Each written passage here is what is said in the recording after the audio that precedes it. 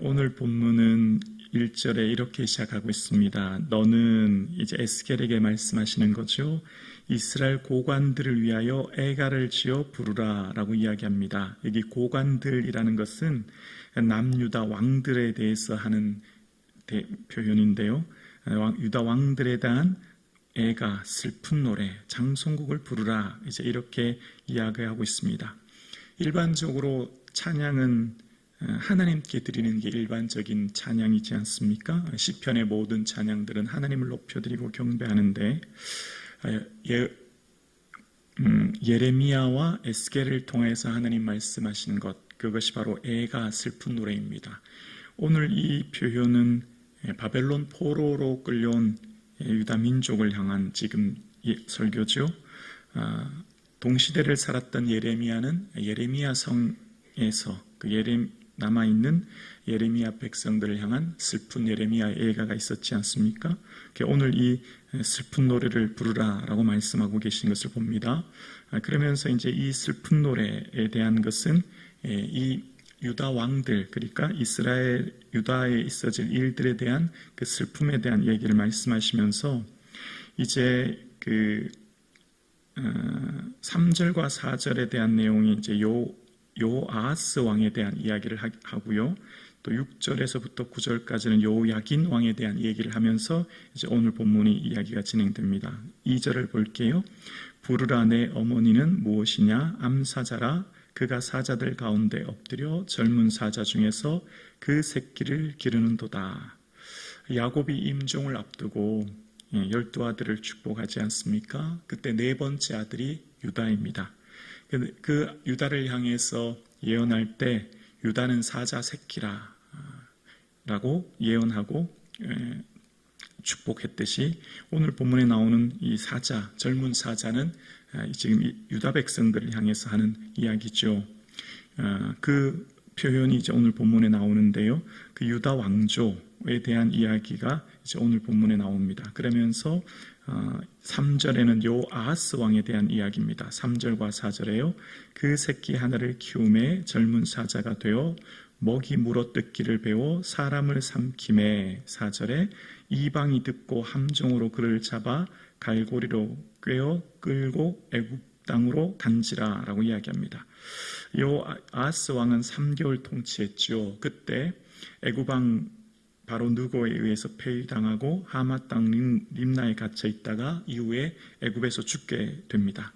그 상황을 지금 오늘 표현에 이제 이야기하고 있는 모습이 등장합니다.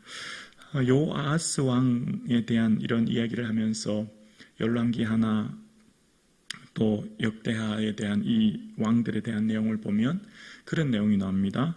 여호와 보시기에 악을 행하여 라고 하는 표현이 나와요. 그러니까 지금 요아하스 왕에 대한 평가를 할 때 일단 그런 이 애굽에 의해서 애굽 왕 느고에 의해서 폐위되고 결국은 애굽에서 죽게 되는 이런 일들의 그 배후에 일단 그 삶이 하나님 보시기에 라고 하는 관점으로 지금 계속해서 얘기하거든요. 그러니까 그게 왜 이런 일이 일어났느냐, 그 일어난 일들의 모습이 여호와 보시기에 라고 하는 것을 기억해야 됩니다. 그러니까 지금 이 왕들에 대한 내용을 주관하시고 평가하시고 또 지금 말씀하시는 분은 하나님이시라는 거죠. 그러면서 이제 요야긴 왕에 대한 이야기를 합니다. 5절에 보면 암사자가 기다리다가 소망이 끊어진 줄 알고 그 새끼 하나를 또 골라 젊은 사자로 키웠더니 8절을 볼게요. 8절에 이방이 포위하고 있는 지방에서 그를 치러 와서 그 위에 그물을 치고 함정에 잡아 우리에 놓고 갈고리를 꿰어 끌고 바벨론 왕에게로 이르렀나니 그를 옥에 가두어 그 소리가 다시 이스라엘 산에 들리지 아니하게 하려 함이라 라고 이야기합니다. 여기서 지금 요야긴 왕이 바벨론 왕 느부갓네살에 의해서 그 어머니와 그 아내와 또 사람들과 함께 포로로 가게 되는 것을 봅니다. 그 역시 요야긴 왕에 대한 평가도 어떻게 나오냐면 열왕기하 24장에 여호와 보시기에 악을 행하여 라는 표현이 또 등장하거든요.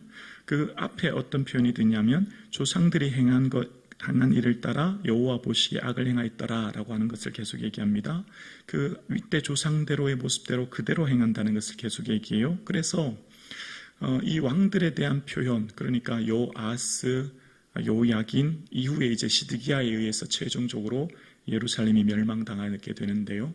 근데 이런 일들에 대한 것이 강대국의 힘의 논리에 의해서 이렇게 된 게 아닌데, 이 요아스, 요야긴, 시드기야 왕들은 다 애굽을 의지하거나 또 강대국을 의지하다가 이런 어려움을 당하는 것을 보게 됩니다. 그런데 분명히 열왕기하 24장 3절에 보면 이 일이 유다의 임함은, 자, 이런 일들이 일어나는 일들에 대한 얘기를 설명하는 겁니다.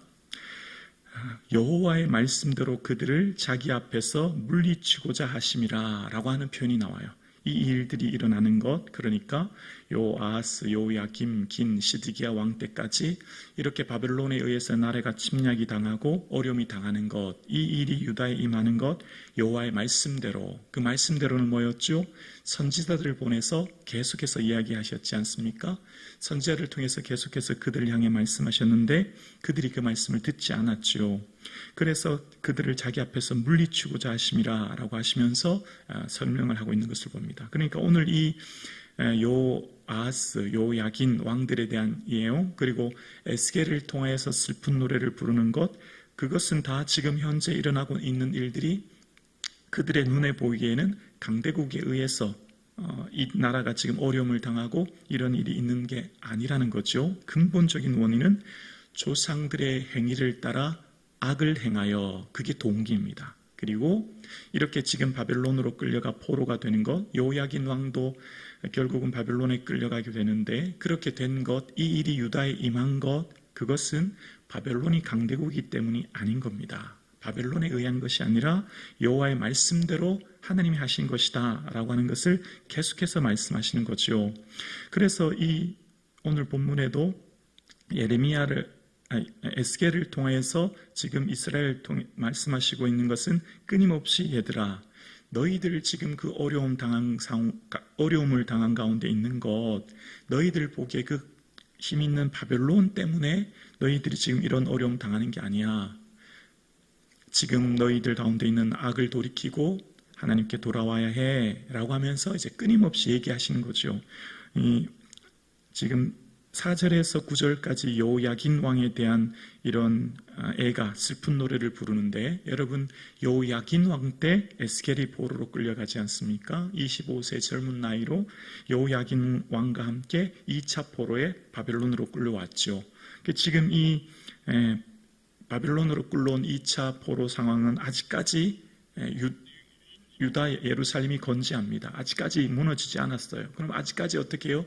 기회가 있는 거죠. 아직까지 그들에게 마지막 기회가 있지만, 그러나 마지막 시드기야 왕 때까지 기회가 있어서 그때까지 그 기회를 통해서 돌이키지 못하는 모습을 봅니다. 그러면서 이제 마지막 시드기야 왕에 대한 얘기를 또 합니다. 10절에 보면 내 피의 어머니는 물가에 심겨진 포도나무 같아서 물이 많음으로 열매가 많고 가지가 풍성하며 그 가지들은 강하여 권세 잡은 자의 규가 될 만한데 그 하나의 키가 굵은 가지 가운데에서 높았으며 많은 가지 가운데서 뛰어나 보이다가, 지금 이제 또 두 번째는 포도나무에 대한 비유를 이야기하고 있는 겁니다. 포도나무가 지금 심겨진 곳이 물이 많고 풍성하여서 열매를 많이 맺게 되었고 권세 잡은 자의 규가 될 만한 강력한 힘과 풍요와 능력이 있었다는 거예요.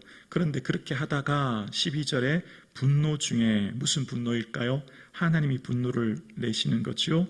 분노 중에 뽑혀서 땅에 던져짐을 당함에 그 열매는 동풍에 마르고 그 강한 가지를 꺾이고 말라 불에 탔더니, 열매가 동풍에 마른다는 것은 동풍으로 불어오는 바람은 보통 이스라엘의 건조한 바람이라 식물을 태우는, 타게 마르게 하는 바람이지 않습니까? 그러니까 지금 동풍은 바벨론을 이야기하는 거예요. 그 바벨론에 의해 강한 가지, 마지막 왕인 시드기야가 꺾이고 불에 탔다고 하는 것은 예루살렘 성벽이 불에 타 무너지는 그런 상황을 말합니다. 그래서 13절에 이제는 광야 메마르고 가뭄이 든 땅에 심은 바 되고, 14절에 불이 그 가지 중에 하나에서부터 나와 그 열매를 태우니 권세 잡은 자의 규가 될 만한 강한 가지가 없도다 하라. 이것이 애가라. 후에도 애가가 되리라. 권세 잡은 자의 규가 될 만한 힘과 능력이 있었지만 그 강한 가지가 이제 사라졌음을 애통해하면서 이것이 애가라고 슬퍼하는 내용이 나옵니다. 끊임없이 지금 에스겔을 통하여서 이스라엘 바벨론의 포로로 끌려온 유다 민족을 통해에게 이야기하는 게 뭘까요? 하나님께서 이렇게 하셨으니 하나님을 의지해야 되고 이러한 일들 속에서 일어나는 모든 속에 우리가 돌이키고 회개해야 되며 우리가 하나님을 바라봐야 될 것을 끊임없이 이야기하고 있는 것을 오늘 본문은 이야기하고 있는 것이죠. 역사의 주관자는 하나님이시며 그 하나님께서 온 우주 만물을 통치하시고 다스리시는 분이라고 하는 것을 이야기하고 있는 겁니다. 그러면서 지금 오늘 본문을 통해서 하나님께서 행하시는 일들, 오늘 본문의 유다 암사자라고 하는 이 표현은 이후에 유다 지파에서 나오실 참된 왕 대신 예수 그리스도만이 진정한 이 땅의 통치자이며 왕이심을 또 한 번 예표하는 사건이 오늘 본문의 사건이죠. 우리가 이 에스겔서를 묵상하면서 참 마음이 힘들고 어렵지 않습니까? 에스겔서를 묵상하면 계속해서 그 슬픈 노래, 또 끌려가는 것, 어려운 것, 이 바벨론 포로의 어려운 상황을 들으면서 우리의 마음이 참 무거워요. 그리고 늘 우리의 마음에 이런 의문이 듭니다. 왜죠, 하나님? 왜 이런 일이 있죠? 라고 하는 의문이에요. 그러면서 북이스라엘과 남유다가 이 아수르와 바벨론에 의해 침공에 무너지게 되고 또 바벨론에 끌려가는 것을 보면서 왜죠 하나님 왜 이런 어려움을 당했죠? 라고 하는 의문을 들게 되고 그 원인에는 그들이 조상들처럼 악을 행하여 라고 하는 표현을 들으면서 그것을 통해서 하나님께서 이 일이 유다에 임함은 하나님 행하심이다 라고 하는 것을 보게 됩니다. 그러면서 오늘 본문을 보면서 우리의 삶도 한번 생각해 보게 돼요. 우리는 정말 북이스라엘이나 남유다처럼 의롭지 않고 곧지 않고 의인이 아님에도 불구하고 지금 내가 여기에 있습니다. 전적인 하나님의 은혜인 것이죠. 하나님께서 우리를 은혜 가운데 우리를 붙들고 계십니다. 하나님께서는 즉각적으로 진노하지 않으시고 끊임없이 용서하시고 긍휼을 베풀어 주시고 오늘 이곳에 우리가 있게 하십니다. 그 하나님의 은혜, 우리가 이 북이스라엘이나 남유다보다 의롭지 않음에도 불구하고 오늘도 사랑으로 우리를 품고 계신 그 하나님, 우리가 그 하나님의 은혜를 기억하는 이 아침 되기를 주님의 이름으로 축원합니다. 좋으신 하나님의 은혜가 충만한 한 주간 되기를 주님의 이름으로 축복합니다.